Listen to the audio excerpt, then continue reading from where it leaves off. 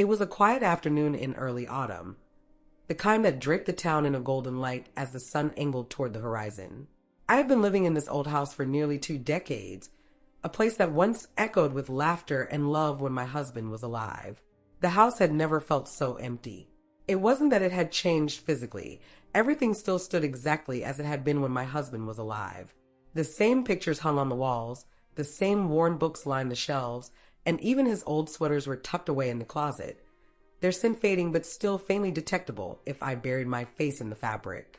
It was the silence that weighed heavily, like a suffocating presence that refused to release its grip. The day of the crash remained as vivid as ever in my mind.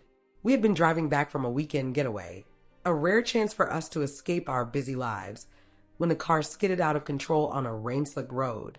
I remember the terror that gripped my heart as the world spun around us, the deafening noise of metal collapsing, and the smell of burning rubber filling my lungs.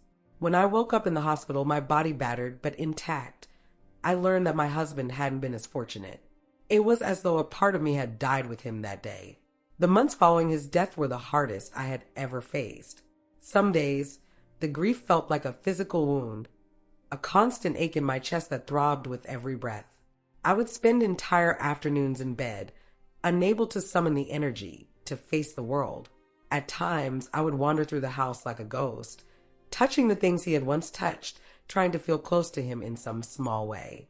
The photo albums became my only companions, each picture a portal to a happier time that I could only revisit in my mind. For years, I struggled with the aftermath, grief that felt like an unending darkness, and the knowledge that we never had the chance to start the family we had planned. The house was empty now, a hollow reminder of dreams that would never come true. There were days when I thought I'd lose myself completely to the void. But with the help of the town's therapist and the steadfast support of my nephew, Austin, I gradually found a way to cope. The void didn't vanish, but I learned to live with it. Austin was 23, full of life and youthful energy that often clashed with the dull silence of my world. He made a habit of visiting me regularly, always brightening my days with his stories and antics. He worked at a marketing firm about 25 minutes from my place, which made it convenient for him to drop by on his way home or during a break. I often found myself looking forward to those visits, to the way he'd stride into the house with his easy smile, his messy hair, and the quiet assurance that I was never completely alone. Austin's visits brought a change, a welcome distraction from the silence. He had always been a constant in my life, even before the accident. I remembered when he was a young boy, full of wild energy and an irrepressible curiosity that often led to mischief. He would spend summers with us, filling the house with noise and laughter, and I would watch him grow up little by little. I'd often find him exploring the woods behind our house, his clothes streaked with mud, or sneaking an extra cookie from the kitchen when he thought no one was looking. His youthful chaos had been an annoyance at times, but it had also brought life into our home, a life that I didn't realize I would later miss so deeply. But lately, something had shifted inside me, something I hadn't expected or prepared for. It began with small, inconsequential thoughts, an admiration for how much Austin had grown into a fine young man. His once boyish features had sharpened, his frame had filled out, and there was a confidence in his walk that I hadn't noticed before. I began to realize how often my eyes would follow him as he moved about the house, how I would catch myself staring a little too long at the curve of his jaw, or the way his muscles rippled under his shirt. It was a confusing and unsettling realization. He was my nephew by marriage, and there had always been a familial bond between us, a clear line that separated affection from attraction. Yet, as the weeks went by, I found it more difficult to ignore the strange tension that had begun to build whenever he was near. I wasn't entirely sure if it was loneliness manifesting in new ways, or if it was something deeper, a stirring of desire that I hadn't felt in years. There was a Saturday afternoon not long ago when Austin stopped by as he often did, his visit so routine that I never thought to lock the door. I had been stretched out on the couch, draped in a loose silk robe that shimmered softly in the dim light of the room, the fabric slipping down to reveal one bare shoulder. I didn't hear the soft thud of his footsteps on the porch or the quiet creak of the door as he let himself in, but when it swung open, I was startled from my reverie. There he stood, framed in the doorway, his hand still resting on the knob as he froze in place. His eyes widened in surprise, a quick intake of breath betraying his astonishment as he took in the sight of me lying there, barely covered, with the thin fabric clinging to the curves of my body. For a moment that seemed to stretch on forever, neither of us said a word.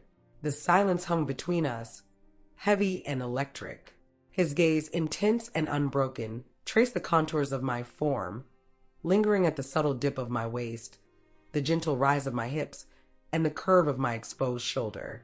I could feel the warmth rising beneath my skin, a tingling heat that suffused my cheeks and neck, not from embarrassment, but from something else, something deeper that stirred within me.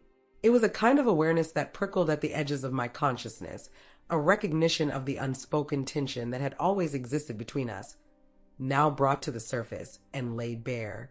I didn't move to cover myself or shift away. Instead, I remained exactly as I was, my head resting on the arm of the couch, my eyes locked onto his with a gaze that was both challenging and inviting. There was a quiet, almost dangerous curiosity in me, a need to see what he would do next, how he would respond to the unspoken invitation in the air.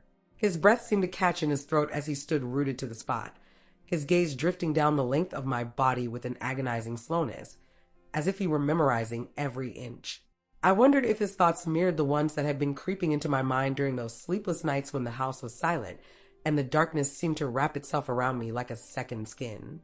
After what felt like an eternity, I pushed myself up from the couch, the silk robe sliding across my skin with a whisper, and walked toward the bedroom with deliberate steps. I paused at the doorway, turning to look back at him over my shoulder, my voice emerging as a soft murmur that broke the stillness. "Did you like what you saw?" The question was barely more than a breath, a provocative tease that left the air vibrating with unspoken possibilities. Austin's expression shifted, shock mingled with something raw and unmistakable, something that made my pulse quicken and my heart pound a little harder in my chest. His eyes flickered with an emotion I couldn't quite place, a blend of surprise, desire, and perhaps a hint of confusion. He didn't answer, and I didn't give him time to. Without another word, I slipped into the bedroom and closed the door behind me with a soft click, sealing off that charged moment as if trapping it in amber. But it lingered there, hovering like a ghost in the spaces between us, a silent acknowledgement of the boundary we had almost crossed, the line we had dared to blur. I hadn't felt such a rush of adrenaline in years, a wild, breathless excitement that left me trembling as I leaned against the closed door. It was as though something deep inside me had awakened, something that frightened and thrilled me all at once. That single moment, brief as it was, seemed to alter the air around us, and I could still feel its echoes reverberating in my bones long after it had passed. In the days that followed, we acted as if nothing had happened. Austin continued to visit, and I welcomed him into my home with the same warmth as always. But there was a change, subtle yet palpable. I noticed the way his gaze would linger on me when he thought I wasn't paying attention. There were fleeting moments when his touch would last just a little longer than necessary, when his hand would brush against mine, sending a tingling sensation through my skin. Then there was the day Austin brought someone new, a friend from work named Sam. I had heard about Sam and Austin's stories. They were close friends, often going out together after work. But this was the first time I'd met him in person. Sam was tall, with striking features and a confident demeanor that immediately caught my attention. His dark hair fell effortlessly across his forehead, and his eyes held a spark of mischief that contrasted with Austin's quiet charm. As he entered the living room, his presence seemed to fill the space in a way I hadn't expected. We spent the afternoon talking, sharing stories and laughing at Austin's tales. I found myself captivated by Sam's deep voice and easy smile. There was a natural chemistry between us, and I couldn't help but wonder what it would be like to get to know him better, perhaps even intimately. The thought startled me, but it didn't fade. It lingered in the back of my mind like an invitation. When Austin suggested we take an evening drive, I hesitated at first. I had become comfortable within the walls of my home, wary of venturing beyond the familiar. But as I glanced at Sam, who was watching me with a curious gaze, I found myself saying yes. For some reason, I wanted to extend the day, to see where this newfound excitement might lead. However, there was one condition. "Sam can sit in the back with me," I said, trying to sound casual. "You can drive us?" Austin, Austin laughed at my request, and though he didn't question it, I noticed the slightest flicker of curiosity cross his face. Sam, meanwhile, seemed unfazed. He agreed with a grin, clearly enjoying the prospect of being close to me. As we climbed into the car, I felt a nervous flutter in my stomach. Austin took the driver's seat, and I settled beside Sam in the back, aware of the warmth radiating from his body. The ride began smoothly, Austin navigating the quiet streets while the three of us chatted. The sun had dipped below the horizon, casting the town in a dusky glow, and the streetlights flickered on, illuminating the way ahead. Sam's voice filled the car as he recounted a funny story from work, his laughter infectious. But despite the lighthearted conversation, I could feel a different kind of tension building, one that was entirely separate from the humor of the moment. At some point, as laughter spilled freely between us, I reached out and touched Sam's arm. The contact started as an innocent brush of my fingers, a playful tap meant to punctuate the joke that had us both grinning. But as the laughter faded, my hand lingered there, resting on his forearm, where I could feel the solidity of his muscles beneath the smooth skin. His warmth seeped into me, radiating from his skin, and I became acutely aware of the steady rhythm of his pulse beneath my fingertips. It was as though an invisible current was flowing between us, a silent spark that seemed to ignite a deeper awareness, and I felt an unmistakable thrill of electricity shoot through me. I glanced up at Sam, and our eyes met, his gaze heavy-lidded and intense, filled with an unspoken desire that sent a shiver racing down my spine. For a moment, the world seemed to narrow down to just the two of us, the sounds around us fading into the background as my heartbeat quickened.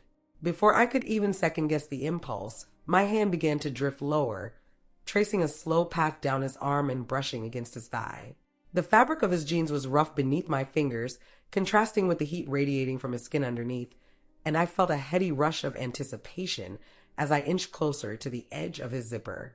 His body stiffened, a subtle but unmistakable reaction, and his breathing grew slower, more deliberate.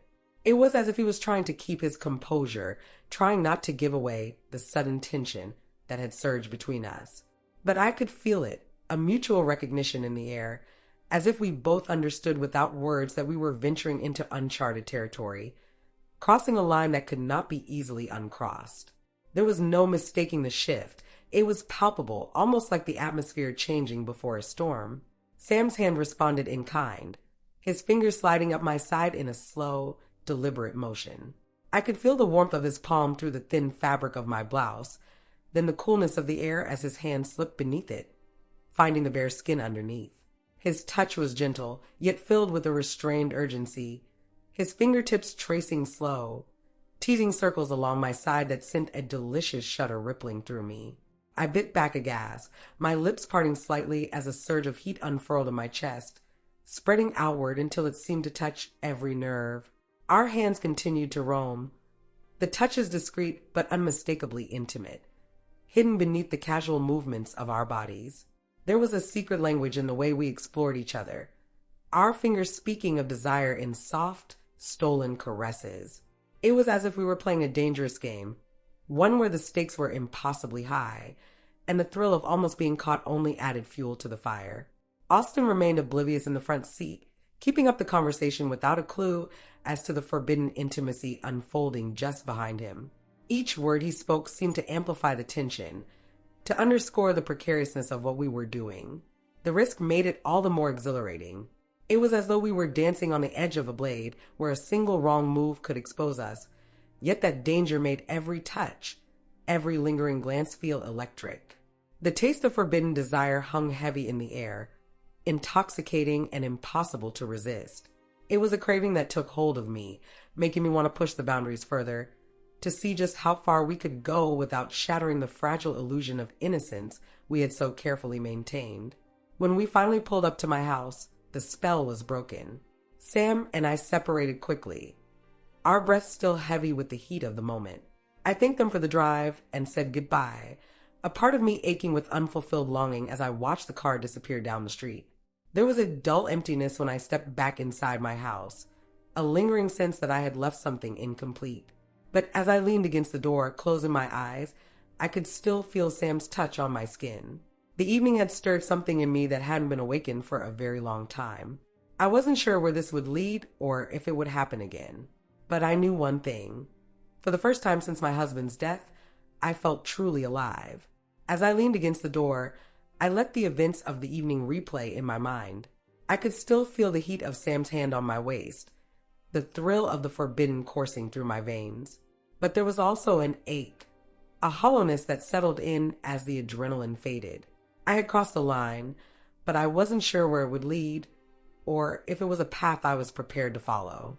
For now, all I could do was wait, and wonder if I would feel that same spark the next time I saw him. The drive had been more than just a journey. It had been a step outside of my boundaries, an exploration of desires I had kept buried for far too long. As I walked through the darkened hallway, I realized that the night had awakened something in me, a restlessness, a yearning that refused to be ignored.